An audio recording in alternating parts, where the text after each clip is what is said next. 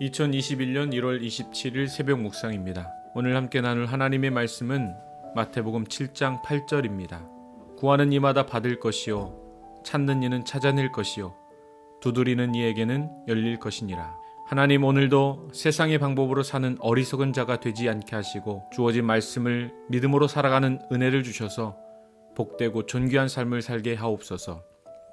성장에 익숙한 삶과 결별하라 하는 책에서 지은이는 지금 삶에 대한 인식을 바꾸지 않으면 불안한 삶에서 벗어나기 어렵다고 말하고 있습니다.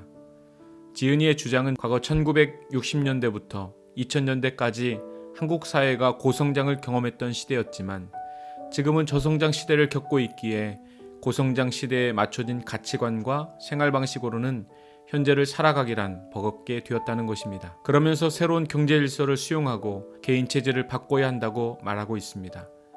과거에는 열심히 일하고 성실하게 살다 보면 언젠가는 잘 살 수 있게 될 기회가 주어졌지만 지금 시대에는 열심과 성실만으로 잘 살 수 있는 기회가 주어진다고 여기는 것은 잘못된 판단이라는 것입니다.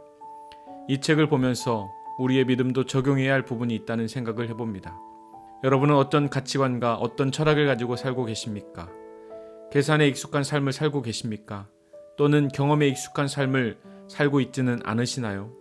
성실과 노력에 익숙한 삶을 사십니까? 하나님의 복을 받기 위해서 현재와 미래를 위해 무엇을 준비하고 앞으로 일어날 어떤 문제에 대비해서 무엇을 갖춰야 하고 그래서 이런 상황에서 이렇게 대처하고 저런 상황에서는 저렇게 해야 한다고 여기는 그런 계산적이고 경험적인 삶을 살고 있지 않는지 우리의 믿음을 돌아보며 점검해야 할 것입니다. 주님께서 오늘 말씀을 통해 우리에게 계산에 익숙한 삶과 결별하라고 말씀하십니다.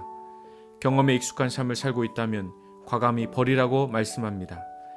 그러면서 기도로 이루고 기도로서 완성되어지는 삶을 살라고 가르쳐 주시고 계십니다. 주님은 복된 인생을 살기 위해서 먼저 구하라고 말씀합니다. 그러면 주실 것이고 찾으라는 것입니다. 그러면 찾아낼 것이며 두드리라는 것입니다.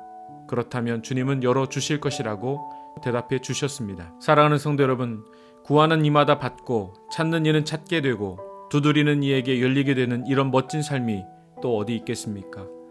주님 안에서 믿음으로 살고 기도하며 사는 이에게 이런 삶이 허락될 줄 믿습니다. 지난날 문제 앞에 스스로 해결하려고 힘썼다면 이제는 그런 경험과 계산에 익숙한 삶을 과감히 버려야 할 때입니다. 복된 삶은 계산과 경험으로 얻을 수 있는 것이 아닙니다. 또한 열심과 노력만으로 이룰 수 있는 것도 아닙니다. 그러기에 결별하는 것이 맞습니다. 우리의 인생은 하나님의 도움 없이 복될 수 없습니다. 그러므로 필요한 것은 구하고 해결되지 않는 문제에 대해서는 열어주시길 기도하며 간절히 바라는 것들을 주님께 찾아주시기를 기도하는 그런 삶을 믿음으로 적용하며 살아가는 저와 여러분이 되시길 주님의 이름으로 축원합니다.